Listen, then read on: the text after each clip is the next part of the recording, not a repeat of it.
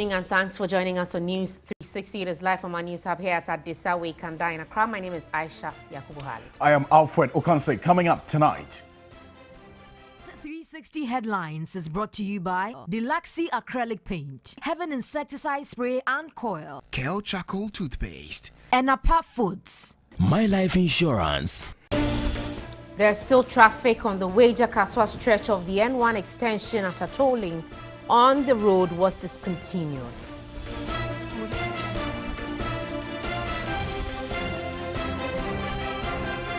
Also tonight, the Ghana Health Service has since November this year included family planning as a national health insurance benefit package.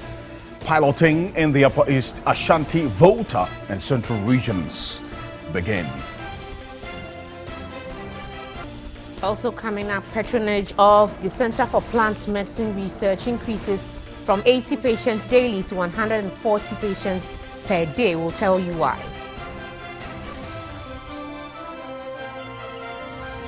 Tonight, South African President Cyril Ramaphosa has described the travel ban on South Africa due to the COVID-19 new variant Omicron as travel apartheid and wants it lifted.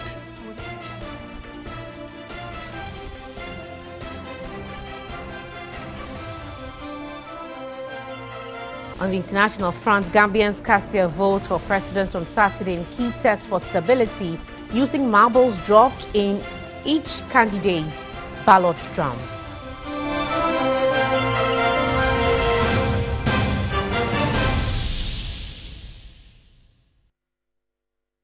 We're live on Q3 Ghana on Facebook, DSTV channel 279, all across the world on 3news.com. Let's settle for the details. Now, there's still traffic on the Weija-Kaswa stretch of the N1 extension after tolling of the road, which was discontinued in order to decongest it. The drivers are now blaming the heavy vehicle traffic on the stretch on a police station sited close to the toll booth and calling for it to be relocated. Joseph Armstrong and Etonam Noor visited the area and have the rest of the story. Drivers and commuters received the news of the closure of toll booths across the country with joy, especially those plying the Weija-Kaswa highway, hoping the decision will help reduce traffic situation. Hawkers selling at the toll booths agitated, fearing losing their livelihood.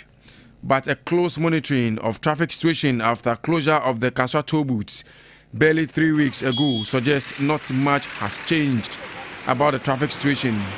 Traffic situation here is not any better after the shutting down of the toll booths.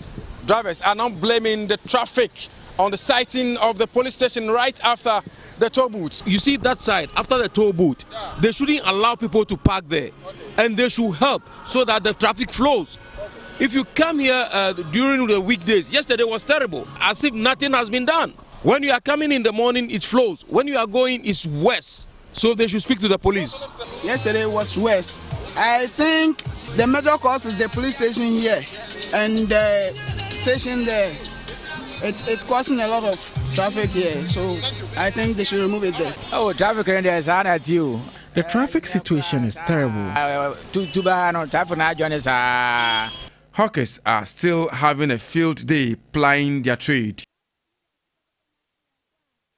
Nothing has changed about the traffic condition, just that market is low.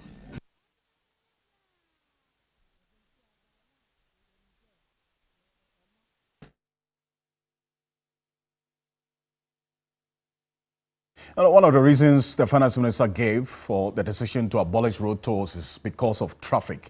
Now, what you're saying clearly raises questions about the basis for that decision and the fact that this directive by the Roads and Highways Minister has also been described as illegal by the Speaker of Parliament, but is still on. And these are questions that many are expecting members of Parliament to ask of the Roads and Highways Minister in the coming days. But the Ghana Health Service has since November this year included family planning to the National Health Insurance Benefits Package, piloting it in the Upper East, Ashanti, Volta and Central regions. At a media sensitization session here in Accra, Director General of Family Health at the Ghana Health Service, Dr. Kofi Insa, also said that move would also regularize family planning as part of routine reproductive health care delivery in the country. The Ghana Health Service has stated family planning, which can now be freely accessed under the National Health Insurance Scheme, will remove stigma attached to using family planning methods. In the medium to long term, this is expected to save the scheme affordable expenses incurred following complications reported at health facilities. If our National Health Insurance Scheme has to provide comprehensive services, you should provide all the sexual services. You don't provide this antenatal, postnatal, and labor and stop at that. So definitely you then have to provide family planning. All the stakeholders have met. We had piloted it in 5 regions, in some districts. So those districts are the pioneering districts to be able to get these. The districts were in Upper East, in Ashanti region, in Volta region, and in Central region. They did the actuarial studies and then costed how much the country will be saving if people use family planning compared with the family planning levels that we have now. We engaged the Parliament Select Committee on Health, and then with the evidence, they also then simply picked it up at the higher level and said, yes, this is how much the country will save itself. I know it is far, far, far, far better than having just the level of family planning we have now. Country Strategy and Policy Advisor for Aya Collective, a sexual and reproductive health NGO partnering the health service, Dr. Koma Jehuapia, is excited about prospects of free and accessible family planning, such as avoidable teenage pregnancies and the attendant social implications. I'm excited that at long last, family planning has been accepted into the benefit package for national health insurance. Let's say that the advocacy is yielded some positive results. For me, it's exciting because family planning is important. Once you have registered on an NHIS, you could go to any facility, public facilities, to get it for free. We recently heard from the media that the BEC students, a lot of them were pregnant, people were giving birth, people couldn't write the exams and all that. If they had education on family planning, they would have reduced. And I think that most people should use it. So at least you'll be able to reduce teenage pregnancies, unwanted, unplanned pregnancies that has social implications for the growing girl. Data from the Ghana Health Service District Health Management System indicates that between 2016 and 2020, 555,575 girls aged 10 to 19 are said to have gotten pregnant. For a developing country such as Ghana, this statistic is worrying. Experts note, at the point where modernity meets culture and religion, early sexual activity is unavoidable, and women and girls must be encouraged to explore and access the new free family planning options to prevent unplanned pregnancies. Nancy Vukania, TV3 News, Accra. Still staying on health, patronage of the Center for Plant Medicine Research has increased from 70 to 80 patients daily prior to the COVID-19 pandemic to over 100 patients a day. Executive Director of the Center, Dr. Kofi Popi-Barima, attributed the high patient patronage to the potency of herbal medicine. The Executive Director of the Center for Plant Medicine Research made this known at a scientific seminar to showcase some findings of the center's research activities over the years. We did a study that is very significant about the hesitancy of Ghanaians for the vaccination of the COVID-19. Some people even believe that it's made to harm man. So because of that, they wouldn't like to take it. So now, where do we come in? We have had that study, and now the Ministry of Health and the Ghana Health Service are focusing on how to get a lot of Ghanaians to be involved in the vaccination. And this calls for attitude change. presenting research findings on medicinal plants used for the management of diabetes and hypertension in Ghana. Head of plant medicine at the center said herbalists diagnose diabetes based on symptoms such as unexplained weight loss, frequent urination, increased thirst, and extreme hunger. For hypertension diagnosis, herbalists based symptoms on irregular heartbeat, difficulty in breathing, vision problems, chest pains, fatigue, and blood in urine. About 44% of herbalists reported that 10 patients on average per week visited their clinics for treatment for both diseases. This tells us that these 10 patients per week is 40 patients a month. Now, the effect of their medicines on these patients is unknown. So there is a need to investigate the effect of their medicines very well so that we will know what they are giving to patients. Fine, they go like come back with positive feedback, but you may be okay, but then you don't know what has been left inside you. Head of microbiology at the center, Dr. Daniel Buama, presented his findings on research conducted on the qualitative exploration of the norms and intentions of nurses towards the clinical use of herbal medicine in Ghana. We found out that a large number of nurses are interested in administering herbal medicine to patients, and also believe that authority of the hospital and then also government policy to implement or integrate herbal medicine to the mainstream healthcare. However, we also realize that some are not ready to administer herbal medicines to patients. Meanwhile, the Center for Plant Medicine Research has also launched an endowment fund to raise $25 million within the next 2 years to construct state-of-the-art research facilities across the Eastern, Western, Ashanti, Bono East and Savannah regions. Also, the center has also developed 2 new herbal products in response to the COVID-19 pandemic. Over the last 45 years, the Center for Plant Medicine Research has undergone significant transformation to realize its vision of making herbal medicine a natural choice for all. From folklore knowledge, the center has over the years advanced the field of plant medicine with science to develop 34 medicines for various diseases. In response to the COVID pandemic, the center has developed 2 new products in collaboration with the Noguchi Memorial Institute for Medical Research to help boost the body's immune system. It is currently collaborating with KNUST in clinical trials using Nibima to find a cure for COVID. Preliminary analysis of immunity at the Noguchi Memorial Institute of Medical Research has shown that the product has a very encouraging activity against the coronavirus. Immunine is a tincture of neem leaves, our own ordinary neem tree, or alcohol and water. The center's quest to raise $25 million within the next 2 years to construct research facilities across the country is to strongly promote research and product development in the field of communicable and non-communicable diseases. Scientific research, especially in the unique position that the center finds itself, is a very expensive venture.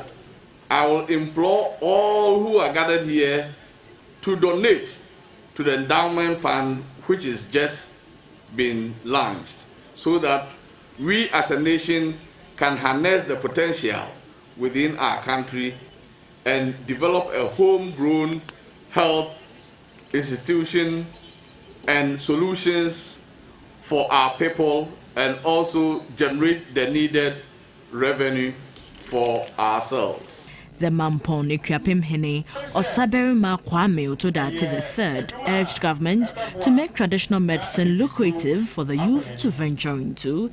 The 45th anniversary was under the theme Health Promotion and Wealth Creation, the role of plant medicine research in Ghana.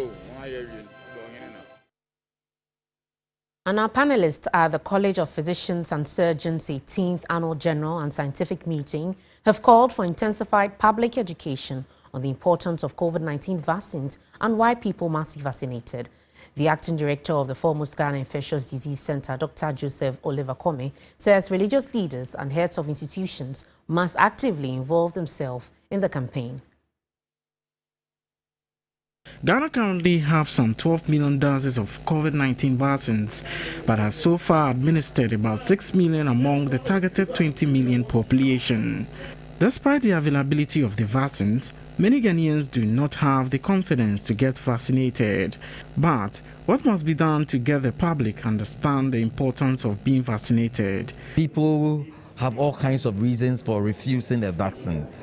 Sometimes it's just you having a lot of patience and bringing the person from that extreme end towards a situation where that person will go ahead and then receive the vaccine. It might not be forced for every Ghanaian in this country, but for certain key people whom we cannot lose, we need to make sure that they are protected so that they can also protect us. The acting director of the Ghana Infectious Disease Center, Dr. Joseph Oliver Kome, urged the public to take advantage of the opportunities to be vaccinated.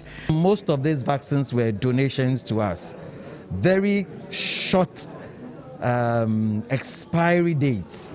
If we do not use them now, come January, come February, we will go back to the situation where we do not have vaccines. So it's just imperative that all of us use up these donations that have been given to us so that we do not go and buy vaccines. Award-winning music producer Edward Nana Osei, popularly known as Hammer of The Last Two, while sharing his experience after recovering from the virus, reminded the public of their safety during the Yuletide. The theme for this Christmas should be stick to your family, stay at home, because this Omicron apparently is the most contagious amongst all the variants. The Ghana College of Physicians and Surgeons annual general and scientific meeting was on the theme Impact of the COVID-19 pandemic and the New Normal.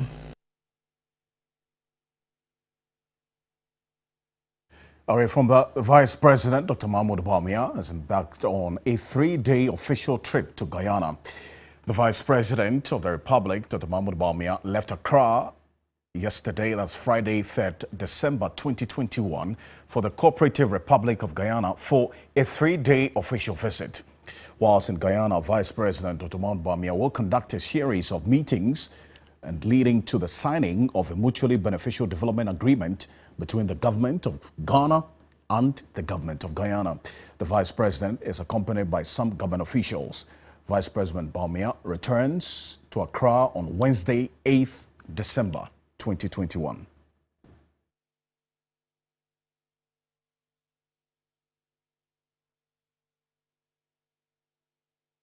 In crime this evening, the police in the Ashanti region have arrested 3 suspected armed robbers and shot 1 dead. Now, the patrol team responded to a distress call at 7:30 a.m. over an alleged gang attack on some miners.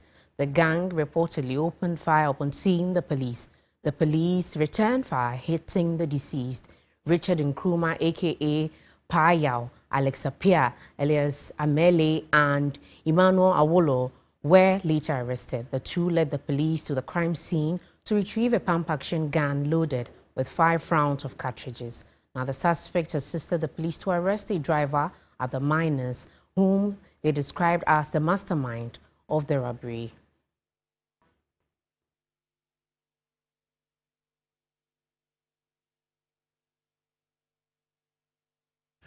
The Military High Command has also cautioned new recruits and the general public against any form of misconduct ahead of this year's festive season. Speaking to TV3, the commanding officer of the 1st Infantry Battalion, Lieutenant Colonel Simeon Befi Nyante, says the country is still fighting the COVID-19 pandemic, hence the need for all officers and the general public to comply with directives of vaccinating and wearing a face mask.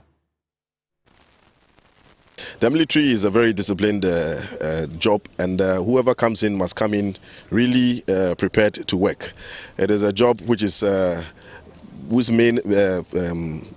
main foundation or the main basis for which we do is to protect the integrity of this country. In times of festivities, people normally want to celebrate and sometimes forget themselves. We have to be very careful. Security is something that we cannot joke with. Everybody going out to party or whatever must do that in moderation. Coronavirus is on the ascendancy. It is to be with us all this while. We must ensure that we take care of ourselves, don't do anything in excess, be in moderation, be very alert, security conscious wherever you go to ensure that you don't go and come back in tears. He said this after handing over a 100-bed capacity to accommodate new recruits into the unit.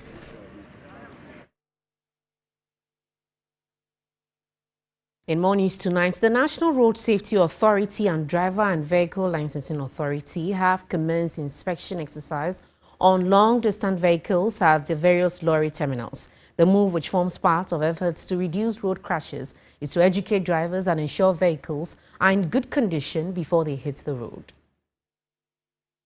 Most road accident cases in the country are recorded during festive seasons.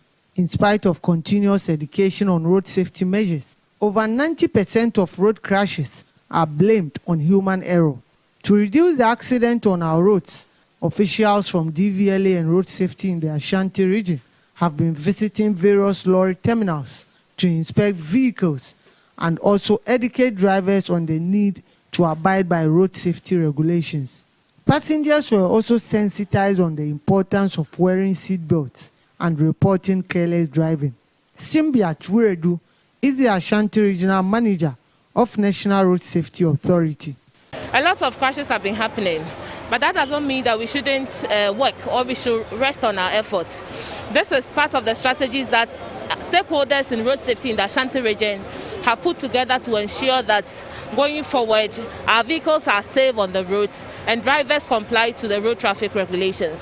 Compliance and Enforcement Manager at DVLA, Kwekuo Fosu, explained what they've observed during the inspection. All vehicles, commercial vehicles, like the VIP buses, they are supposed to have retro reflectors around them.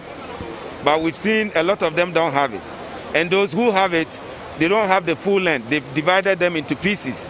A lot of them don't have bumper reflectors. These reflectors are supposed to be on the car, so in the night, when a car is coming from afar and they throw their light, they could see that a car is approaching. They don't have them. The drivers, few of them, they will tell you they don't have their license with them because they are working under a company. That is not allowed, that is not accepted. Regional Manager of DVLA, Amos Abaka, advised drivers to be cautious on the road. Weather doesn't look good. Visibility is poor. There is no need to rush. Life is priceless.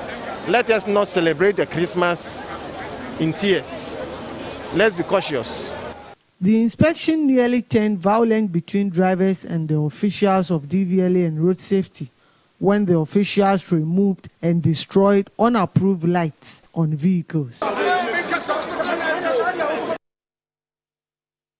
The Biakoya District Assembly has tasked a 7-member committee to come up with recommendations on how to deal with the dwindling fortunes of education in the district. The district chief executive for the area, Millicent Kabo, at her maiden address to the assembly meeting at Nkonya, stressed the need to prioritize education.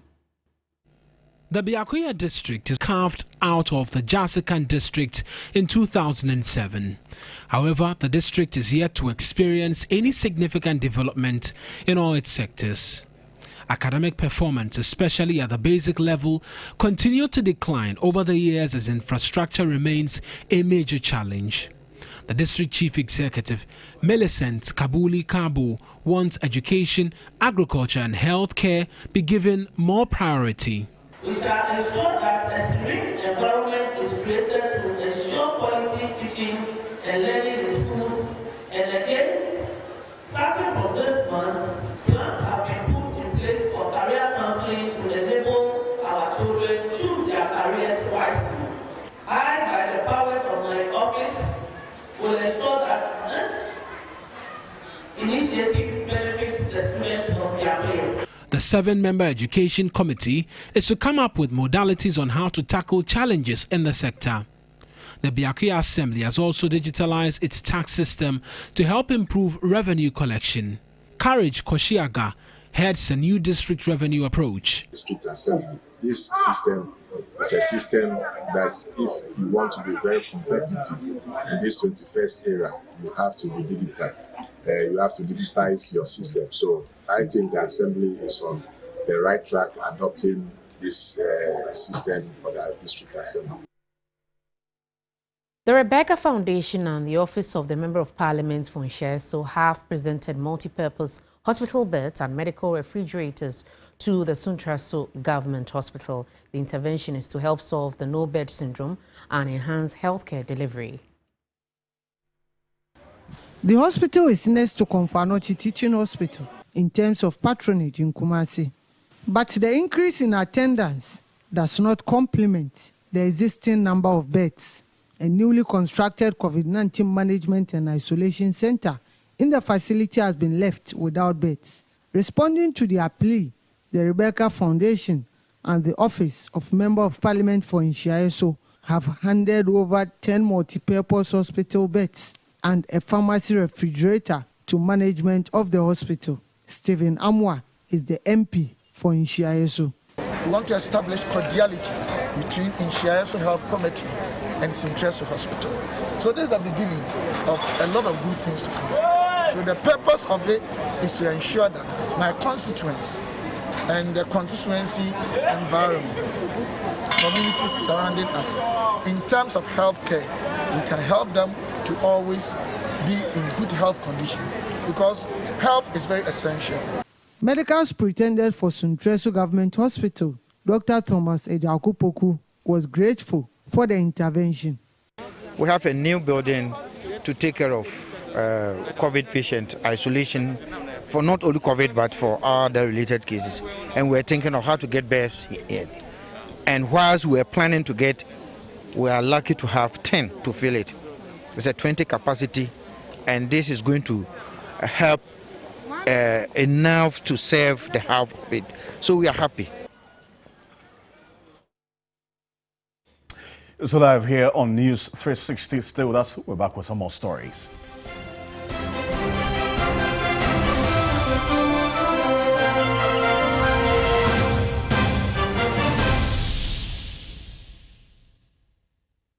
Zoom right here in my house. Hey!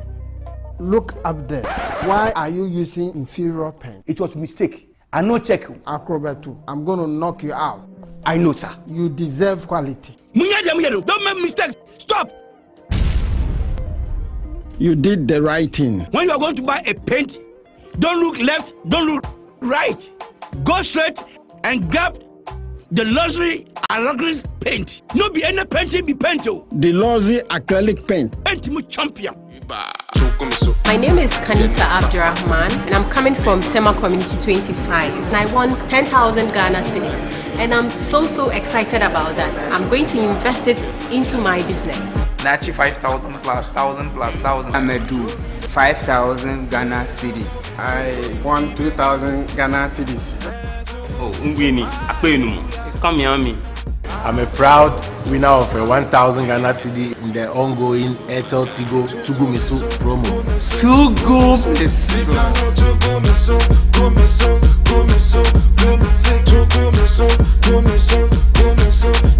Airtel Tigo. Life is simple.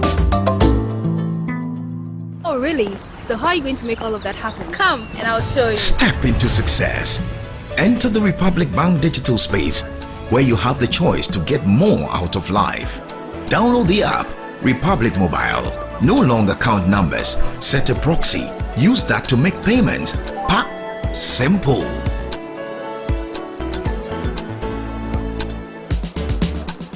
Bank anywhere at any time. Use Republic Online to check your investment balance and link your existing account. It's that easy. Bank on the go. Get the one account online and enjoy competitive interest rates. Relax with our digital banking suite. Republic USSD, *414#, Republic Online, and Republic Mobile. Download the app. Republic Bank, we are the one for you. I love football. Football can be a dirty game, on or off the pitch. Even when I'm trying to squat a party, stains find a way of tracking me down. But I don't worry at all, because I have Cleansoft. Use new Cleansoft 360 Deep Clean, a unique formula with active ingredients and enzymes that gets rid of all stubborn stains and leaves your clothes smelling wonderful. Cleansoft, my favorite. Cleansoft 360 Deep Clean, clean all. We were totally crushed when our child was diagnosed with cancer. We knew we just couldn't afford the treatment. And then you came to our rescue through the Camel antiseptic liquid because we care initiative. Join us again to fight childhood cancer. All you have to do is to buy Camel antiseptic liquid, and we will use 10 pesos to support the Because We Care initiative to help a child with cancer. Give 10 pesos, give hope. This advert is FDA approved.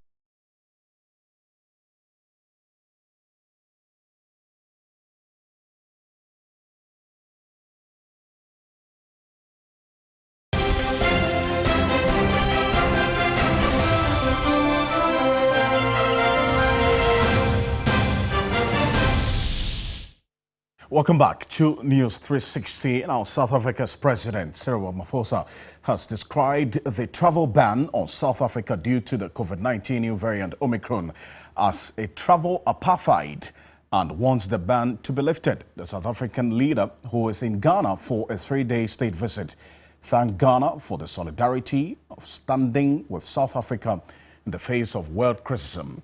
Speaking at a bilateral meeting with President Akufo-Addo at the Jubilee House, Cyril Ramaphosa, however, promised scientists in South Africa will work hard to efficiently handle the new variant.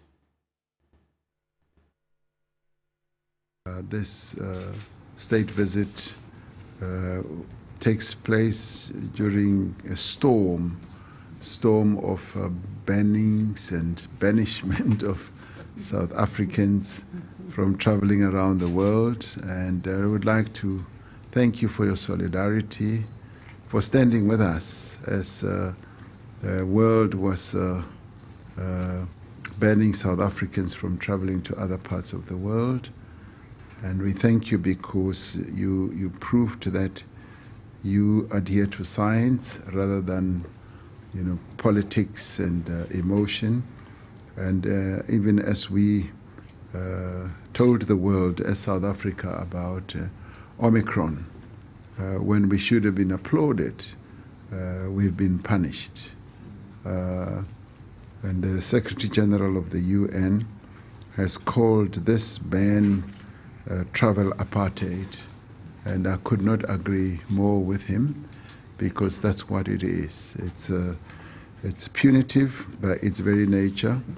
And on Wednesday at a joint briefing with the African Union, the UN Secretary General Antonio, as I said, described it as a travel apartheid, and we will continue to use our close collaboration with the global community to fight the pandemic.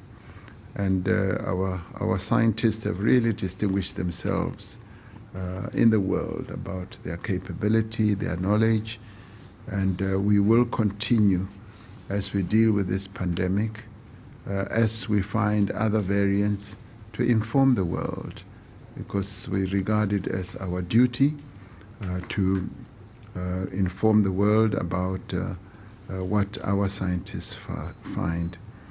Whilst we respect the right of all countries to take precautionary measures to protect their citizens, ending the pandemic requires that we should collaborate and we should continue sharing expertise. We've been very vocal about the use of the travel bans and other bans as a form of immigration control by some countries against and singling out other African countries. And we thought it was extremely important that we should indicate it by this trip. The measures that are in place to ensure the safety of delegations, the safety of the population, these measures are in place.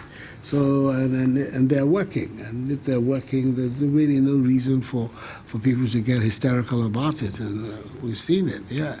Initially, we were told that the streets of our continent were going to be littered with the bodies of Africans. The importance of the cooperation between us is on all fields, cultural, political, economic, is extremely important for the growth of the continent. We think that the relations between SADC and ECOWAS should be increasingly a major focus of our diplomacy. Away from that, the National Coordinator for the Ghana Eggs Campaign, Comfort Champon, has observed the high-cost poultry farm inputs has forced a lot of farmers out of business, with some selling their farms. She noted the situation is negatively impacting egg production and the Ghana Egg Campaign. Here's a report by Thomas Khan. Ghana's poultry industry is one of the key components in the agriculture chain for food production.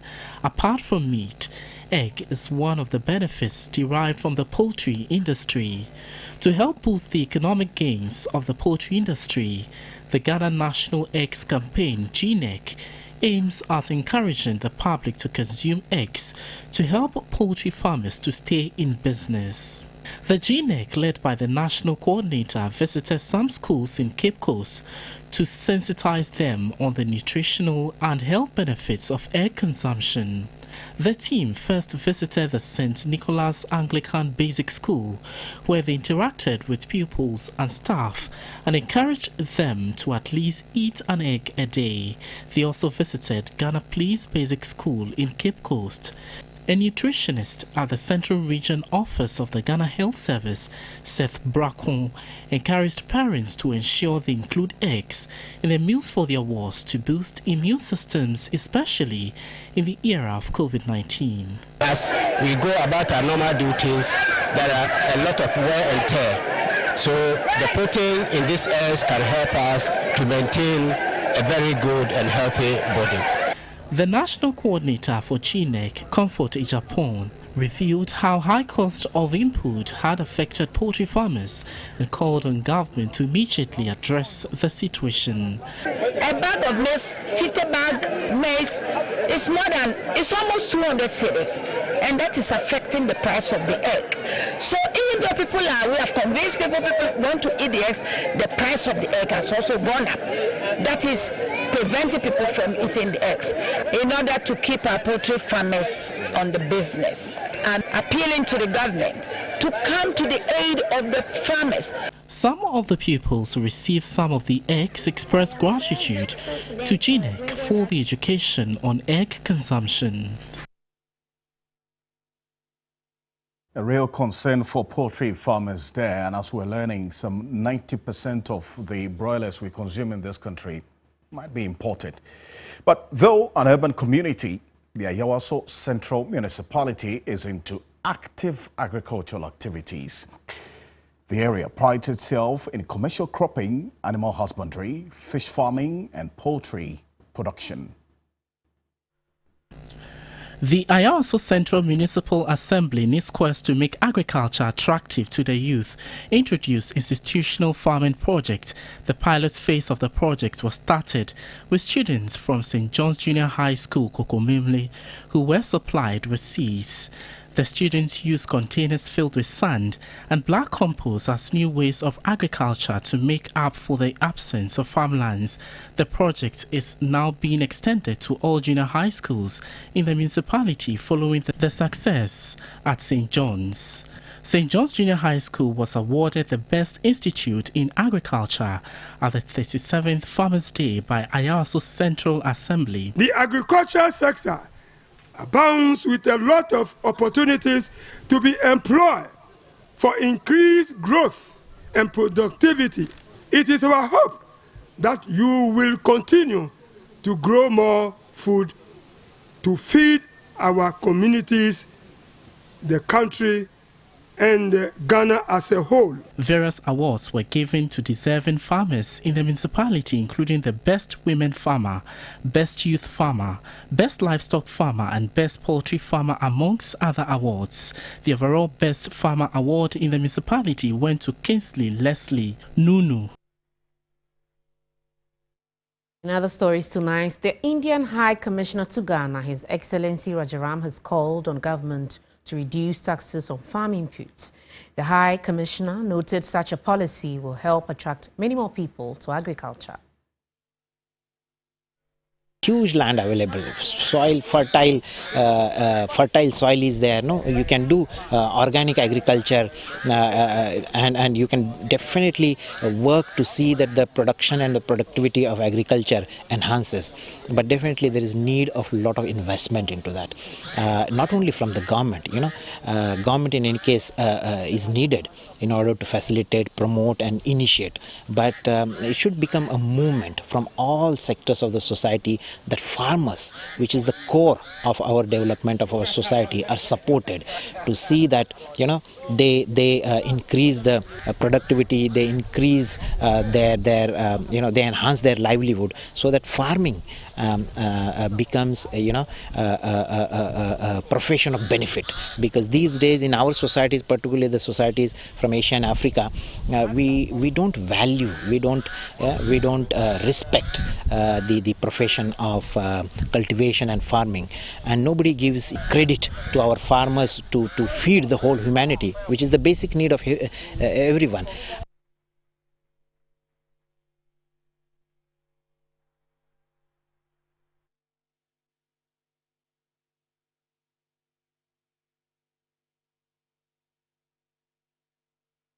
An aggregator of the Bank of Ghana wants government to create more room for local players and equip them with incentives to enable them acquire more gold and fill their vaults. The Bank of Ghana has so far purchased 280 kilograms of gold under its domestic gold purchase program. The Bank of Ghana has so far purchased more than half of the 540 kilogram it's projected to buy this year. The domestic gold purchase program will pave way for the central bank to grow its foreign exchange reserves. So far, the bank has engaged 3 aggregators, Asanska Jewelry, MNC Group and Goldridge, after an independent due diligence was conducted.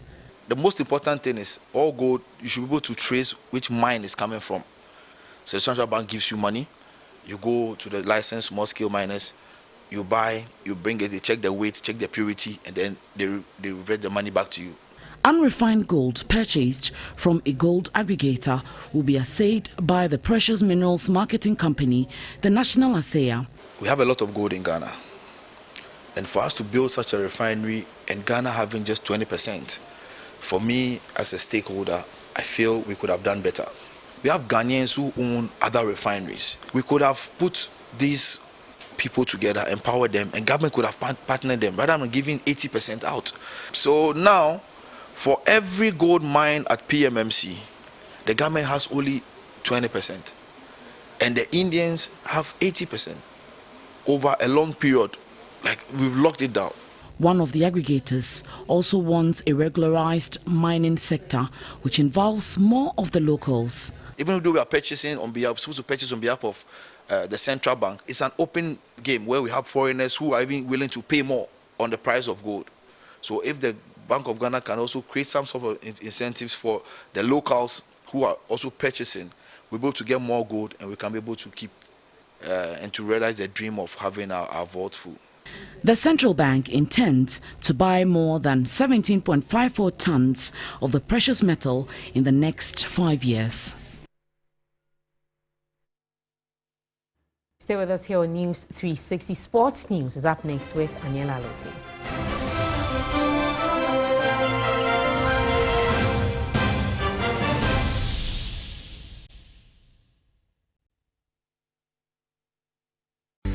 UMB was established in 1972 as the premier bank for the corporate and private sector in Ghana. From our very beginning, as the only Ghanaian bank serving all categories of businesses, we set a standard for excellence and innovation over the past 45 years. We've built a financially healthy and strong bank, demonstrated our commitment to our customers and to growing businesses, and exhibited originality and innovation at every turn. At UMB, our focus is built around people, service, products and technology. These are the key to our present success and our future triumphs. At UMB, we're poised to make a difference not only with our customers, but also in the banking industry. We invite you to share in our future. Our future starts now with you.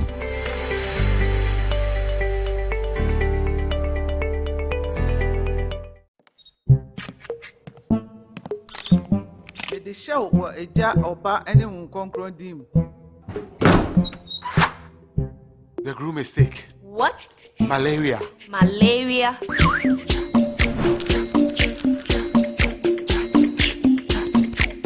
Lufat. Lufat.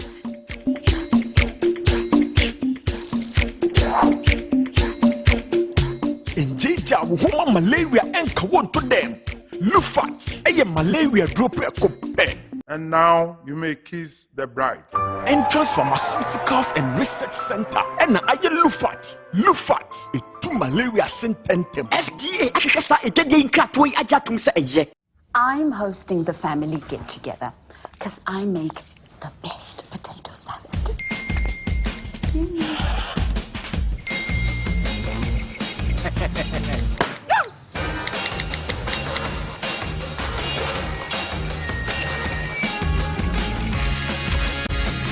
I've got DSTV. Choose joy. Choose an HD decoder plus 1 month DSTV access for only 169 Ghana cedis and enjoy every moment with DSTV.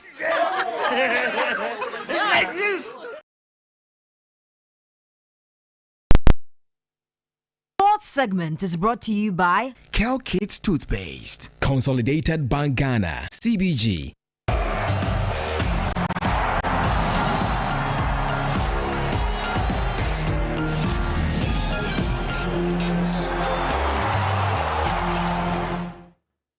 It's time for Sports on News 360. I am Aniela Alote. We start off on the continent.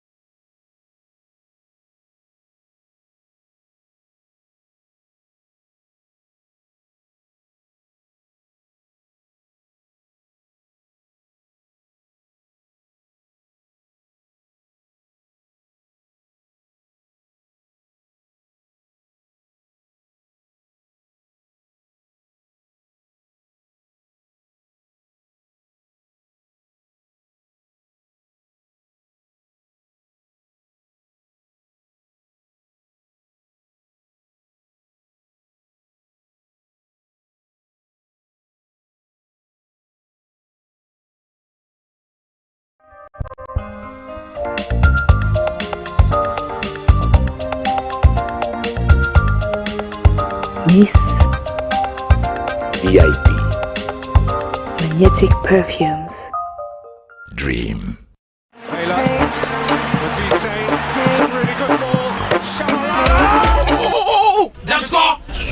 This is for the boys with passion for the game. This for the I'll go pay tomorrow fan. This is the money no be problem fan. And this is the we go score you tomorrow fan. Enjoy your game today with Bet of Africa, an online sports betting experience that gives you the chance to turn your game and play predictions to win. Bet of Africa Day everywhere. Your corner, your ring, your center circle, your goal post, your pocket.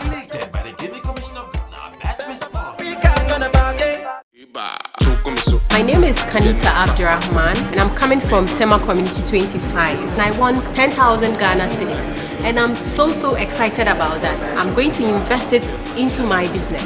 Nachi 5,000 plus 1,000 plus 1,000. I'm a do 5,000 Ghana cedi. I won 2,000 Ghana cedis. Oh, Ngwini, Akpenumu, come here on me. I'm a proud winner of a 1,000 Ghana cedi in the ongoing Airtel Tigo Tugumiso promo. Tugumiso.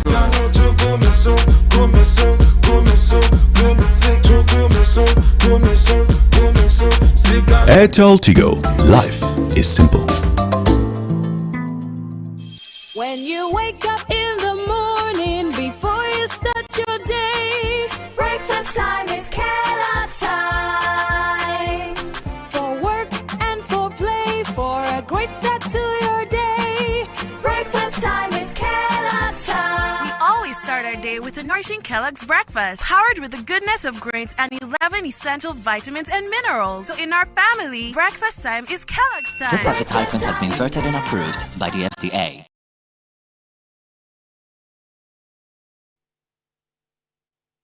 Entertainment news segment is brought to you by Vodafone, Awake Purified Drinking Water.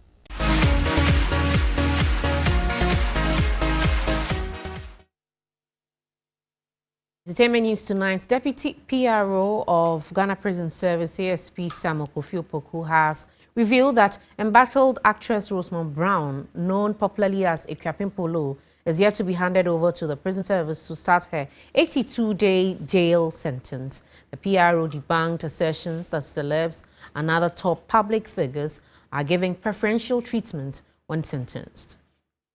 I'd like to know, the moment the sentence is passed, what is the process like? Is Polo with your department already? Polo run the Rosamond Brown as we speak, per the records that the prison service has. It's not in our custody. She was committed by the court, and I'm sure everyone to be following her to the prison. But as we speak today, Saturday, the Captain Polo is not in our custody. And I'm sure the necessary things will be done before she'll be handed over to the prison service. When do you think these processes will be finalized before she comes to your custody? If everything goes well, you don't mind this working day. So let's say if I mind it Tuesday, the Captain Polo should be done with the necessary documentation at the police side before she'll be handed over to the prison service. It's when you are brought to the prisons that we admit you and take your necessary details. But if you have been brought to the prisons, we cannot go to the police, or we cannot go to the CID, get you and bring you ourselves and cannot do the necessary documentation. So as we enter into a new week, I'm hopeful that by Monday, Tuesday, she would have satisfied all the requirements that she needs to do with the police service, and then she'll be handed over to the prison administration. There are conversations that usually happen that suggest that when public figures come to a prison, there's some sort of preferential treatment they receive. Is that really the case, sir?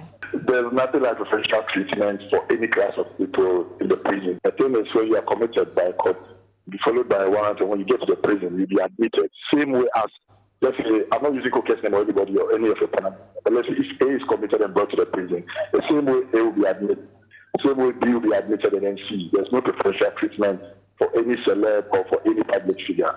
Everybody goes through the same process and admitting, and the same process when you are done serving your sentence and you be released. There's no special cell, there's no special food, there's no special clothing, there's no special way in admitting any prisoner.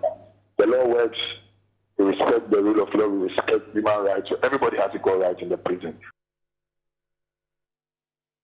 And now, with barely 3 weeks to Christmas, legendary high-life musician K3 Kwame Appiah has called on drivers to tread cautiously on the road. The 24th hitmaker cautioned them to abstain from drinking and driving to ensure an incident-free December and the entire festive season.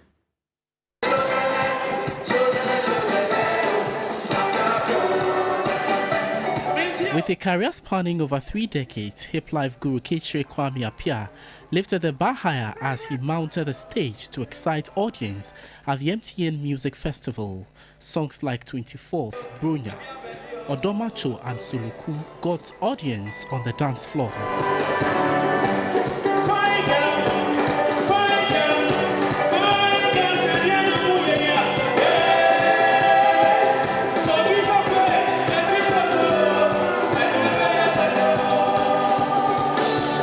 Organized by Slip Entertainment, the night also had some of Ghana's best musicians, including Kwabna Kwabna, John Jara, Kofi Kenata, and many more, put up an electrifying display.